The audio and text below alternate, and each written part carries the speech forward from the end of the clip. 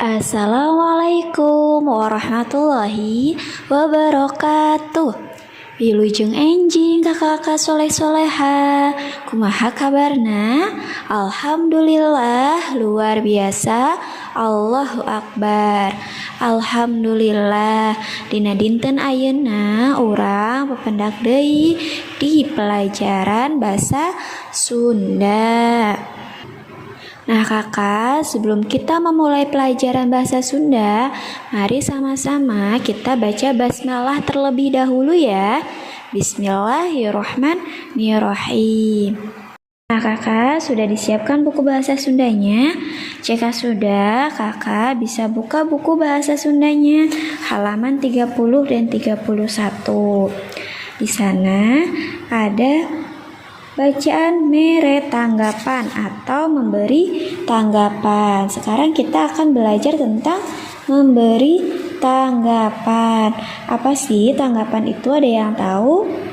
Nah, tanggapan itu merupakan suatu reaksi kita atau suatu reaksi seseorang yang berupa komentar atas suatu peristiwa atau kejadian yang kita lihat, kita baca, kita dengar, atau kita rasakan sendiri.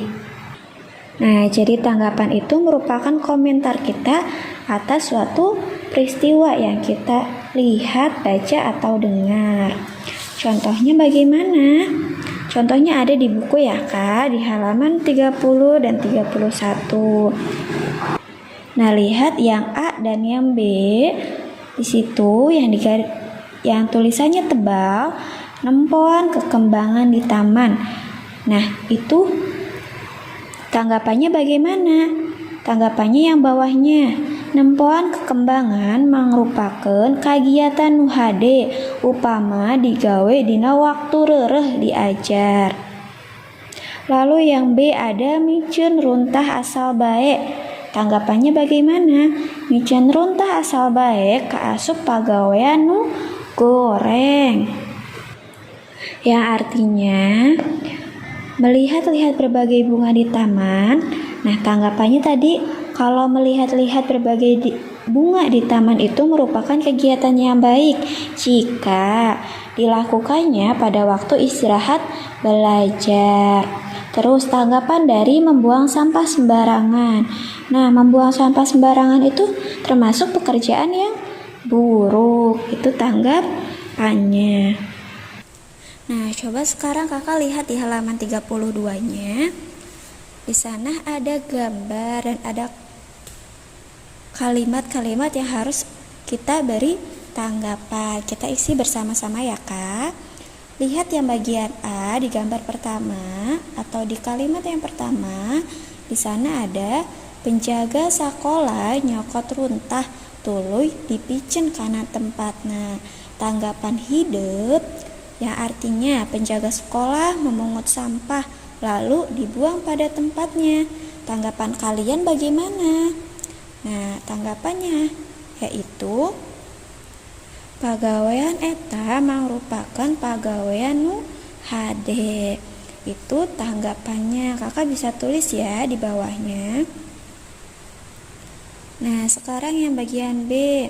Ae hapunten Pak abdi hilap. Jawab Lola bangun nu ngarasa hanjakal.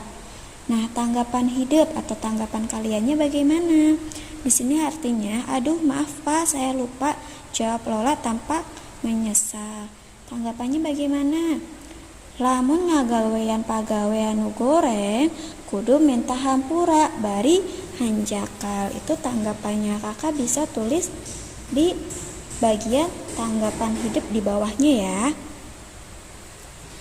Sekarang bagian yang C. Urang kudu ngajaga kebersihan sakola. Nah, tanggapannya bagaimana? Yang artinya tadi kita harus menjaga kebersihan sekolah. Tanggapan kita bagaimana? Kebersihan kudu dijaga ku sarerea. Kakak bisa tulis lagi tanggapannya di bagian tanggapan hidup ya. Sudah? Jika sudah, kakak bisa buka lagi bukunya halaman 34 dan 35.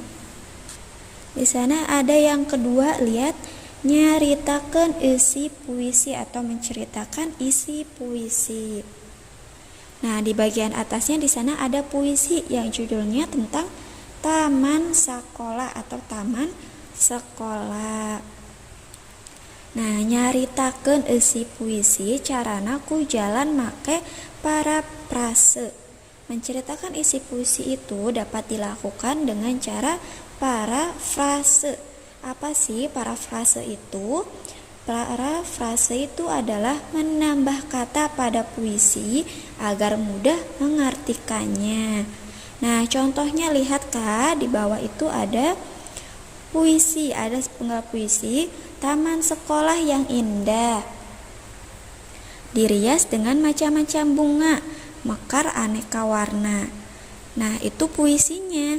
Kita bisa menggunakan cara parafrase, yaitu menambah kata pada puisi agar puisi yang tadi yang dibaca itu bisa lebih mudah kita mengerti. Bagaimana caranya?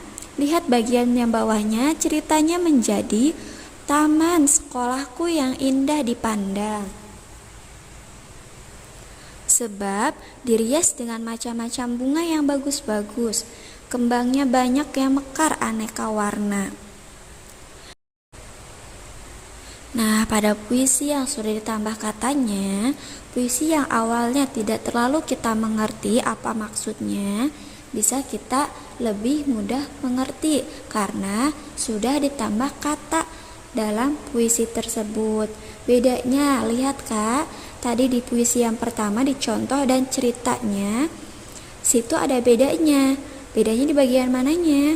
Tadi yang taman sekolah yang indah, jadi tulisannya taman sekolahku yang indah dipandang. Ada kata tambahan ku dan dipandang. Terus yang keduanya, dirias dengan macam-macam bunga. Ada tambahan sebab dirias dengan macam-macam bunga yang bagus-bagus. Tambahannya ada sebab yang bagus-bagus. Terus yang bawah, mekar aneka warna. Nah, tambahannya ada kembangnya banyak yang mekar aneka warna. Jadi puisi yang tadinya tidak terlalu kita mengerti, bisa mudah kita mengerti dengan cara kita menambah kata pada puisi tersebut atau yang disebut dengan parafrase. Jadi apa itu parafrase? Parafrase itu menambah kata puisi agar apa? Agar mudah kita mengartikannya. Nah, sekarang buka lagi halaman 38 dan 39. Di sana ada nulis paragraf. Bagaimana cara menulis atau pedoman dalam menulis paragraf. Lihat ya Kak, tulisannya ada di buku masing-masing. Yang pertama atau yang A, mimiti nulis paragraf ngelok Kak jero kira-kira 5 aksara dina aksara tulis. Yang artinya, pertama, menulis paragraf itu mencorok ke dalam kira-kira 5 huruf dalam huruf tulis. Kakak lihat bagian bawah contohnya. Yang bawahnya gambar, di sana ada Fahri menceritakan keindahan taman di halaman sekolah pada gurunya. Lihat bagian Fahri.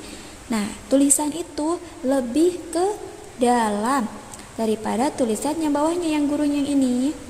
Nah, di situ diberi jarak ya Kak untuk lebih ke dalam kira-kira tadi 5 huruf dalam huruf tulisan. Jadi cara menulis paragraf yang pertama yaitu paragraf pertamanya kita harus menulis lebih ke dalam jaraknya daripada nanti barisan yang kedua dan ketiganya. Lalu yang kedua, mimiti nulis kalimat pakai aksara gede atau awal menulis kalimat memakai huruf yang besar. Nah, lihat bagian Fahrinya. Di sana tulisan Fahrinya itu F-nya menggunakan huruf F besar, tidak huruf F kecil. Kenapa? Karena Fahri ini ditulis di awal kalimat. Misalkan kalau bukan Fahri di sininya misalkan di awal kalimatnya guru. Nah, berarti G-nya itu juga harus huruf G besar ya. Yang ketiga di sini ada nulis ngaran jalma kudu make aksara gede, atau menulis nama orang harus menggunakan atau memakai huruf besar. Nah, selain awal kalimat tadi yang menggunakan huruf besar, menulis nama orang juga harus menggunakan huruf besar ya pada awalnya. Sekarang yang D, saenggeus kalimat parele kudu dipungkas ku tanda baca. Setelah kalimat selesai harus diakhiri dengan tanda baca. Jadi, penulisannya ketika kalimatnya itu sudah selesai, kita harus mengakhiri dengan tanda baca apa biasanya? Tanda baca titik ya Kak. Kita kasih tanda baca titik di akhir kalimatnya. Nah, sampai di sini paham? Mudah-mudahan bisa dipahami ya Kak. Sekarang Kakak bisa buka halaman 42 dan 43. Kakak bisa kerjakan evaluasinya yang bagian A dan bagian B saja. Nah, jika kakak sudah selesai mengerjakannya, kakak bisa kirimkan tugasnya ke nomor ibu ya. Jadi untuk tugas hari ini, kakak kerjakan evaluasi di halaman 42 dan 43, bagian A dan bagian B saja. Jika sudah, kakak bisa mengirimkan tugasnya ke nomor ibu. Untuk hari ini Ibu cukupkan sampai di sini. Terima kasih Kakak yang sudah menyimak videonya. Tetap selalu semangat walaupun hari ini kita daring. Wassalamualaikum warahmatullahi wabarakatuh.